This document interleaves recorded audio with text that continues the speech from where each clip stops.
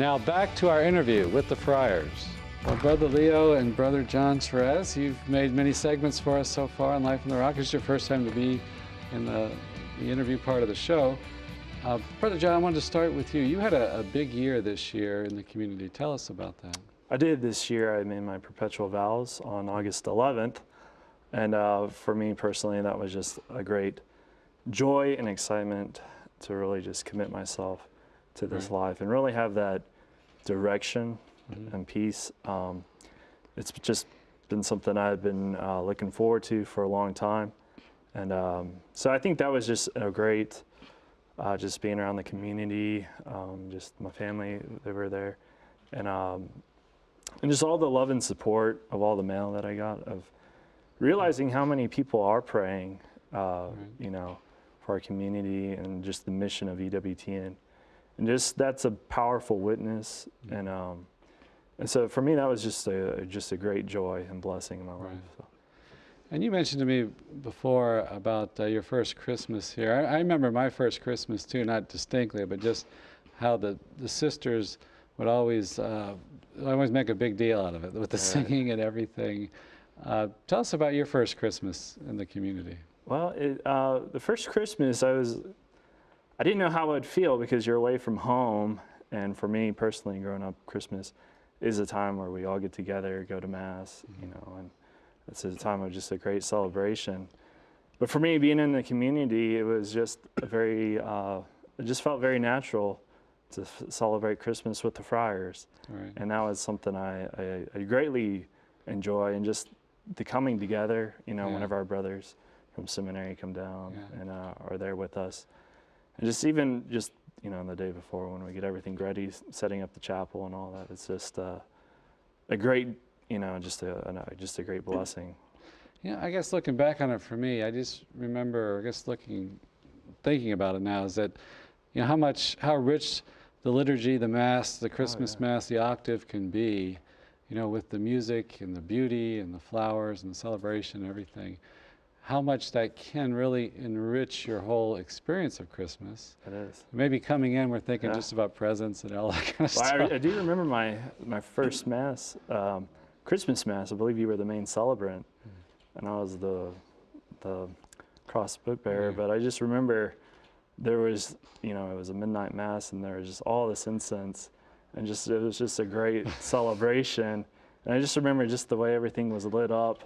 Yeah. Just the liturgy, it just was very profound. Right. And Now, Brother Leo, I know you work a lot with kids and stuff with your television work, and even with your family and things. Tell us about children, and they're the special sign of Christmas, right? Jesus, the Christ child. Tell us about that. Well, when I think of Christmas, I always think of the children, mainly because they point to Jesus as a little baby and how God became man, tiny little baby, totally dependent on everybody, and his mother and father especially. And then when you look at children, they're just totally dependent on their parents and everybody else for everything. And so we have to be totally dependent on God for everything. He created us, he keeps us in existence, and if we want to become holy and do what he's called us to do, we have to totally depend on him and do what he has called us to do. And he gives us all the sacraments, the graces that we need in order to become holy. Right. And it's all dependence on God. So Christmas is, for me, is I always like to look at children, and they always point me to what little babies are like. They kind of teach us how to enter into that Christmas mystery. I like the passage from Matthew chapter 2 about the Magi were following the star.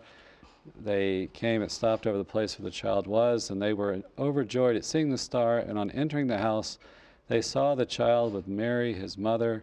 They prostrated themselves and did him homage, and they gave him their gifts of gold, frankincense, and myrrh. And I always like that fullness that's presented there. You have the Christ child, and you have Mary. You know, certainly an image of the church. You find Jesus in the church with Mary. But Mary herself is such a central figure of Christmas. How does Mary help you to celebrate Christmas or thinking about her? Well, my mother died when I was 3, so I always have a great love for the Blessed Mother because she was my mother. And, well, she's my mother. So Yeah.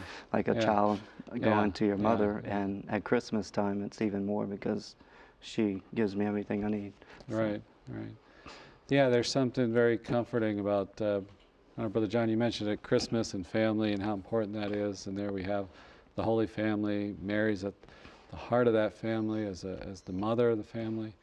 And she helps us to introduce us to the Christ child, helps us to enter into Christmas. Has that been your experience? Oh, very much so. Mhm. And I think even just reflecting on the natural relationship between a mother and child, Mhm. you know, I mean, I go to my mother for all sorts of things, Yeah. but just even seeing that relation between Mary and Christ, and that's her special and unique role to be the mother of God, Right. and that she was chosen, and Yeah. so that's just very powerful. Just to really enter into that mystery of seeing a family there. It So- communicates along that theme of the gentleness of a child, God coming to us as a child. And Mary has such a strong presence there. We see The tenderness. the tenderness of the face of God. You know, that just, maybe that's why we love the season so much. Yeah. it's a very tender moment. You've done a lot of little video segments for us. You're working on some upcoming ones about military chaplains. I am. So I come from a big kind of a military family, and but I've always read stories of chaplains, Medal of Honor winners, and just figures, priests, and that have just been in the service, and just you don't really hear much about them, but they have a story of just a very inspiring story of just heroic sacrifice, and just a straight, just a love for God, and just a laying their life down for others. So And what they had to endure and overcome.